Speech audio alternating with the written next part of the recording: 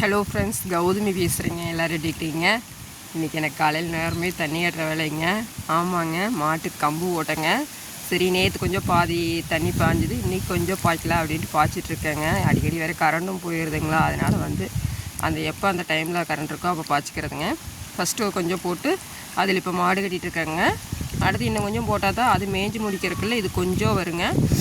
அப்புறம் அது இது கட்டுறக்கு அடுத்து வரணும் இல்லைங்க, அதுக்காக போட்டு தண்ணி விட்டோம்னா சீக்கிரம் ஒரு 1.5 மாதத்தில் அந்த கம்பெல்லாம் வந்துடுங்க. அப்புறம் மாடு கட்டிக்கலாம்.